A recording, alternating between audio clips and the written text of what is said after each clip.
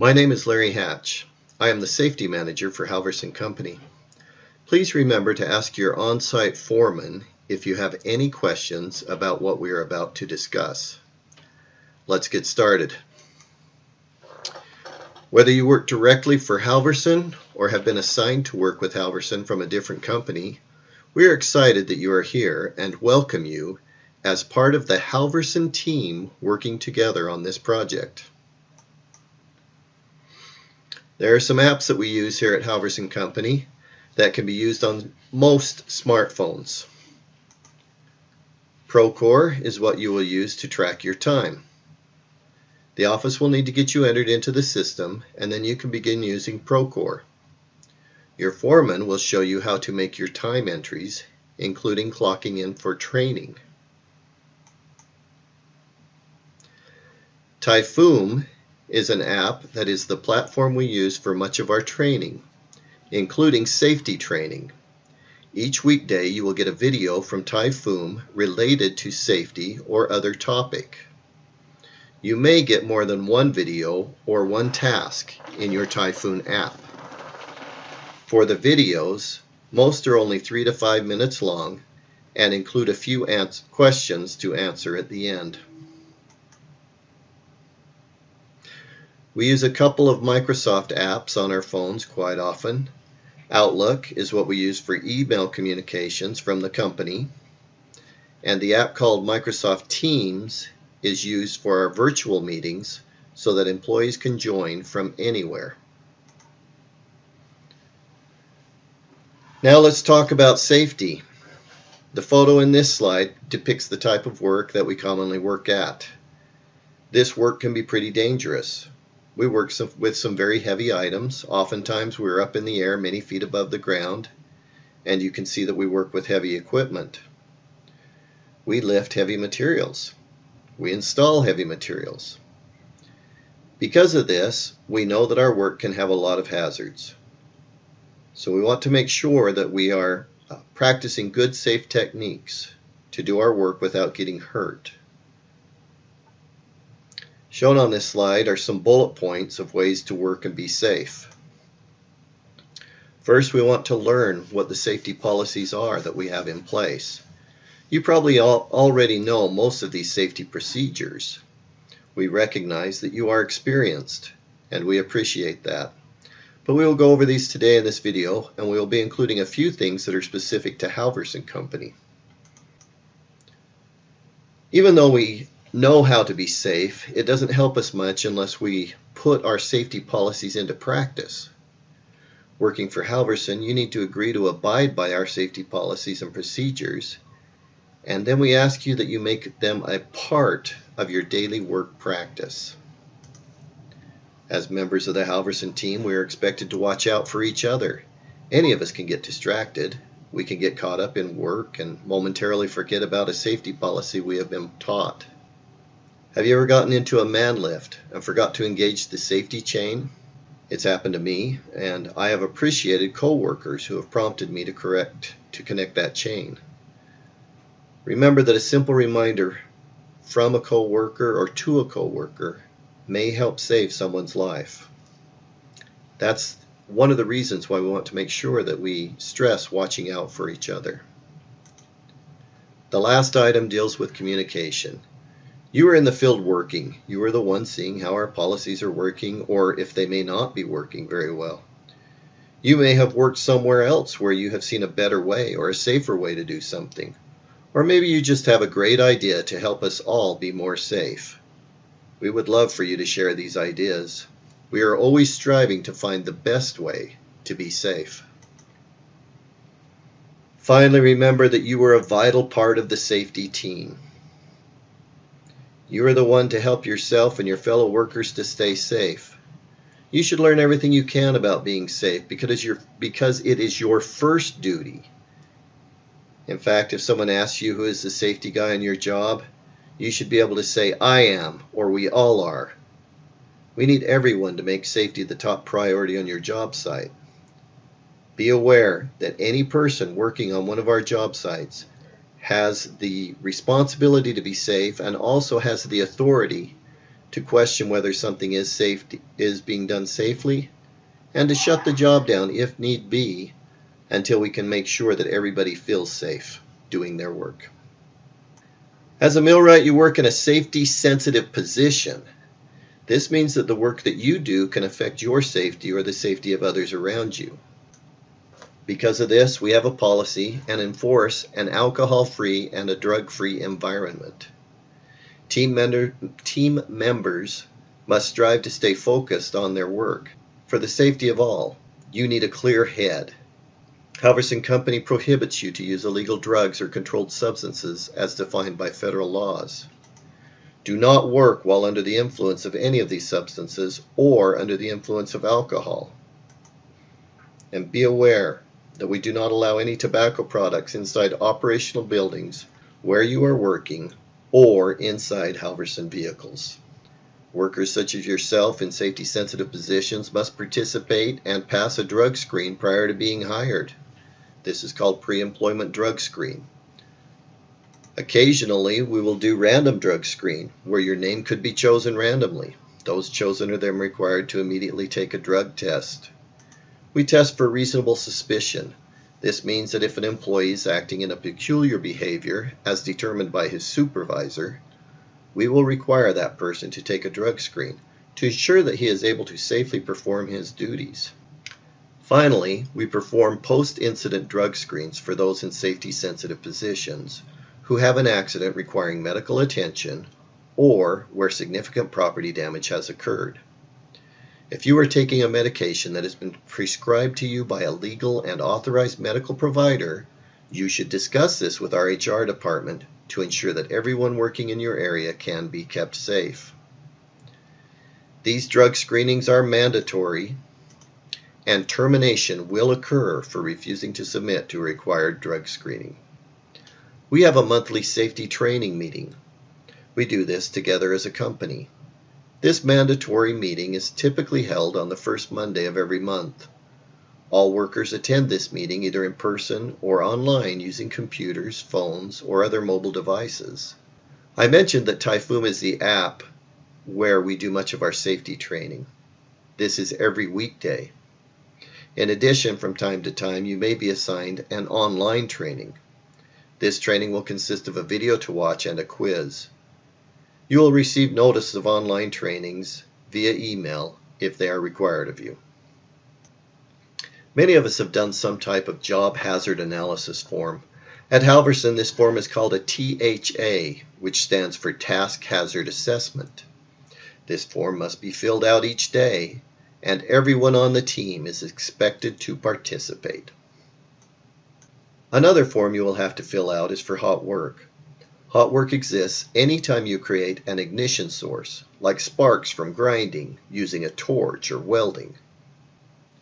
A hot work permit requires you to clear out all flammables in the area for 30 feet. If you can't clear the flammables, then you can cover flammables with a fire barrier called fire blankets. If combustibles like grain or sawdust are in the area, they can be wetted down with water. You also must have a fire extinguisher in the immediate vicinity, and you must maintain a fire watch. A fire watch is a dedicated person whose attention is focused on making sure none of the sparks or ignition sources cause a fire. Remember that after the hot work is finished in the area, the fire watch must stay and monitor the area for 30 minutes. Sometimes at a facility where we are working, the fire watch is longer than 30 minutes. Please ask your foreman how long the fire watch is at the project where you are working. Occasionally, we are required to work in confined spaces. Confined spaces include things like bins, tanks, and maybe tunnels. Confined spaces often contain hazards and can be very dangerous. For this reason, we have very specific procedures regarding confined spaces. Anyone performing a confined space entry must be trained to do so prior to participating in confined spaces. In addition, whenever we have a permit required confined space, we have to plan it out and fill out a confined space entry permit. An additional requirement for Halverson Company is once we have filled out the permit and we're ready to perform the entry, a review must be done with the office, with the safety manager or with the operations manager before we can start the confined space work. Many of you have previously been trained in confined spaces. Your knowledge of permit required confined space work must be reviewed with the safety manager to determine if additional training is needed and to inform you of company specific rules. For instance, Halverson Company requires that each confined space entry must have at least 3 Halverson team members. If you are asked to do a confined space entry, let your foreman know if you have spoken with the safety manager about your training or not. Our cell phone policy is simple. First of all, never text and drive. Second, keep your mind on your work. You need to limit your personal phone calls and text to non-working time. Finally, if you need to use your phone for work-related purposes, please make sure you are out of harm's way and in a safe place before answering your phone or making texts. If you have any other questions about cell phones, including the use of headphones to listen to music, please ask your foreman. A lot of times we are working outside in flat areas where we or the building we are working on is the tallest building around. So when there is lightning present, we do a lightning watch. This means we do no outside work during lightning storms. If lightning is present in a 5-mile radius of your work site, go work inside, or if there is no inside work, wait in your truck until there is no lightning in your area for at least 30 minutes. Let's discuss personal protective equipment. PPE is equipment and clothing worn by an employee that is designed to prevent injury or illness from specific hazards. Remember that you must personally inspect your PPE each time you use it, and you must take good care of it. PPE begins with the clothing you put on before you come to work. The clothes you wear for work must include shirts with sleeves. They don't have to be long sleeve shirts, but must have at least short sleeves. About 4 inches longer in that area would be long enough, but no tank tops. You must also wear long pants, no shorts, and keep in mind that you can't have overly loose clothing. Loose shirt sleeves can get caught in equipment, and baggy pants can impede your ability to move quickly if needed. Finally, your footwear needs to be work boots.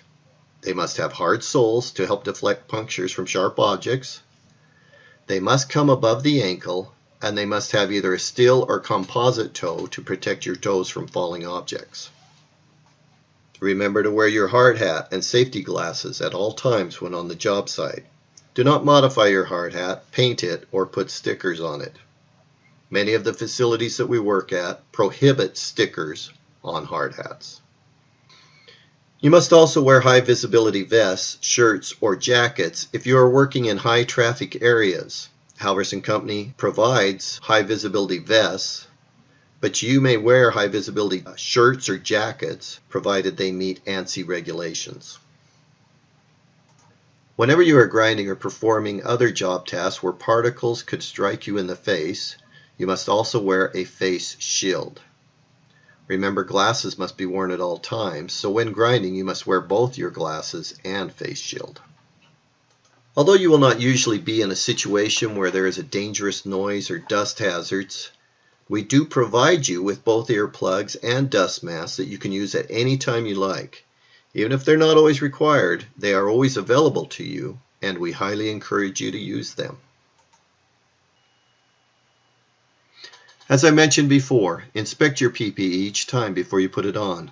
For instance, make sure your hard hat doesn't have any cracks and that the suspension system is in good condition. Safety glasses and face shield should not have excessive scratches. If this happens to any of your provided safety gear, or if it wears out, it will be replaced at no cost to you. Present your damaged safety gear to your foreman for a new pair free of charge. However, if you lose your PPE, you could be charged for replacements.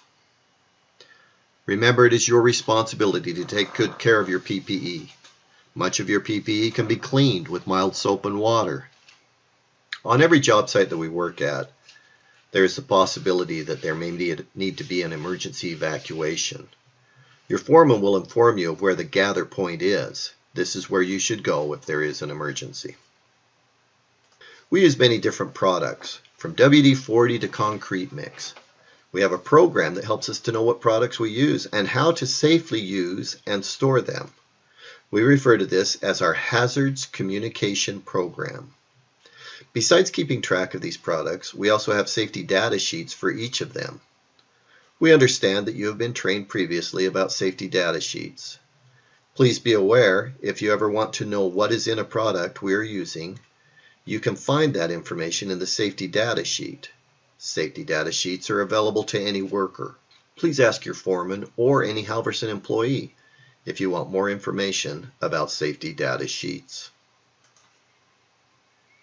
We are required to keep our job sites clean and orderly. Clean up your tools and materials regularly. Especially do not leave any of these in pathways. Remember, you are being paid to take the time to clean up. We remind you that yellow caution tape means just that, caution. You can enter that area, but you need to be cautious and watch for dangers.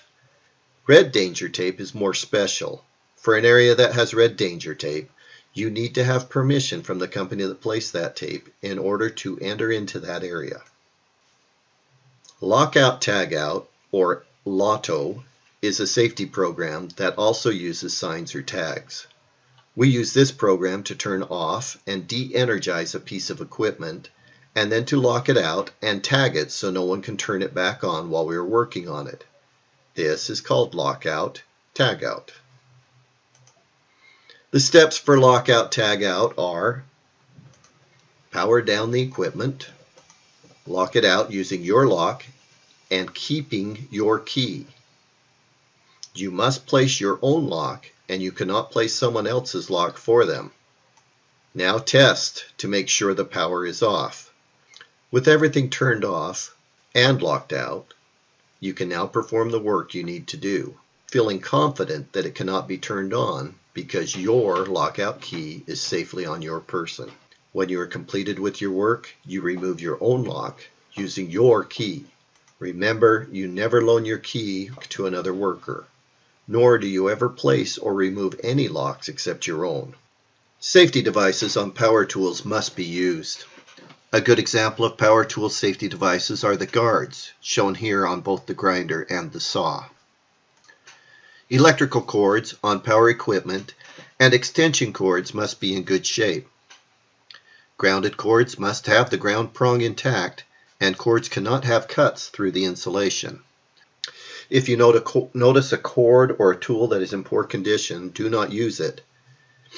Take it to your supervisor, who will red tag it and remove it from service until it can be repaired or replaced. This policy of tagging it with the red tag and removing it should be used for any defective tool that you may come across. Now I want to talk about working from heights. In construction, we follow the 6-foot rule. This rule says that workers must be protected from a fall whenever they are 6 feet or more above the ground or other level. The preferred method for protecting you from a fall is by the use of guardrail, consisting of uprights, top rails, and mid rails, capable of withstanding 200 pounds of force. If you're working from heights in an area where there are no guardrails, you must wear a personal fall arrest system, or PFAS. This system consists of a harness which is connected to a tie-off point using a lanyard. This harness and lanyard and any other personal fall protection you are using must be inspected each day prior to use. A separate video is available to help you know how to correctly inspect, don, and care for your personal fall arrest system.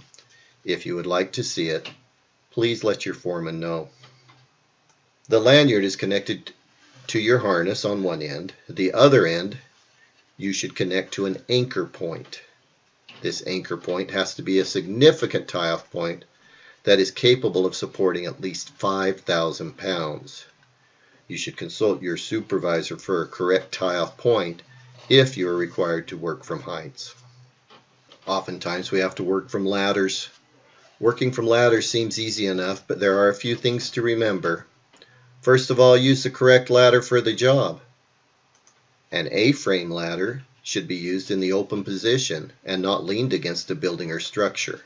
Also, you should never stand on the top step or the top platform of an A-frame ladder unless it's specifically designed to be used this way by the manufacturer. In fact, you'll see warning signs on most A-frame ladders telling you not to stand above a certain step. If you can't reach the area that you need to reach using the ladder you have, you need to get a taller ladder. Don't improvise or use the ladder incorrectly. Extension ladders can be leaned against the building or structure. When you do so, make sure the ladder is not too close to the building or too far away. The correct ratio is 1 foot away from the building for every 4 feet in height. So a 12-foot ladder should be placed 3 foot away from the building. But an easy way to check if your ladder is at a correct ratio without having to measure is to do what is shown in the picture here. Place your toes on the base of the ladder. Then, standing straight, reach out and grasp a rung. Your arms should be extended and not bent, and you should not have to lean forward to grasp the rung. This is the correct angle. If you were using the ladder to get up to another level, like onto a roof, your ladder must extend at least 3 feet above that level that you are trying to access. This allows you to more easily get on and off your ladder. Our safety program states that you must think defensively about your back when lifting and moving objects. Use common sense. Use your legs whenever possible. This is done by keeping the object close to the body and bending at the knees instead of bending at the waist. Also, remember to ask for help or give help when a load is too heavy for just one person. If an accident does occur, report it to your supervisor immediately. Sometimes we may think an injury is small, like a cut, and may not be worth bothering our supervisor about. But remember that a cut can get infected. If it gets infected and you need to see a doctor, the insurance company may be difficult to work with if you did not report the injury to your supervisor. So report it, even if it's something small. If you do get hurt and want to see a doctor, do not go to an emergency room except in emergency situations. Your foreman can help you obtain medical help from our preferred medical providers who specialize in working in industrial situations and can usually provide you with more personal care. All of these items we have been discussing today are part of our injury and illness prevention program. We want everyone to be safe at work, and we also want everyone to be healthy. For that reason, we also have procedures to help prevent the transfer of germs and disease. The biggest way to help prevent transfer of harmful germ is simply practicing good hygiene. Wash your hands often or use hand sanitizers. We provide sanitizing supplies in our company trucks for use in sanitizing the vehicle or to have available at job sites for your health. And finally, do not come to work if you are sick. If you have a definite fever, like 100 degrees Fahrenheit or more, or if you are experiencing flu-like symptoms, we ask that you stay home. You should also consider staying home if you have had a significant cold or other ailment that would cause you to work unsafely or pass on an illness to a coworker. We have discussed many of our safety policies and procedures as found in the Halverson Handbook. Violating the safety policies will result in warnings and discipline, and for serious safety violations, there may not even be an additional warning. Remember, these policies are put in place to help you work safely and to go home at the end of the day without injuries. I would like to just talk briefly about millwright tools. Every professional has tools to do their job. Professional millwrights employed by Halverson Company are no exception. Halverson will provide the power tools and other specialty tools as needed for the job. We ask that you use the company-provided tools and do not bring personal power tools to work. However, millwrights must bring their hand tools to do their job. I realize that most millwrights have many more tools than the list that is shown on this slide, but this list is the minimum tool set that every millwright must bring with them to the job site. We have now discussed many of our policies on safety and also on tools. Although we have put a lot of effort in developing these policies, we want to always improve and we strive to have better and better policies. That is why we ask you to share your ideas with us. Please feel free to point out deficiencies or better ways to be safe. We value your input because we know that your ideas come from experience. Your ideas are valuable and may help save somebody's life. With that, we welcome you to the safety team. Remember that you are a vital part of the team. This means we expect you to help by not only keeping yourself safe, but helping to watch out for each other. We believe that with a good team effort, we will better ensure that we will all go home safe and sound at the end of each workday, and that is a goal that we can all live with. Thank you.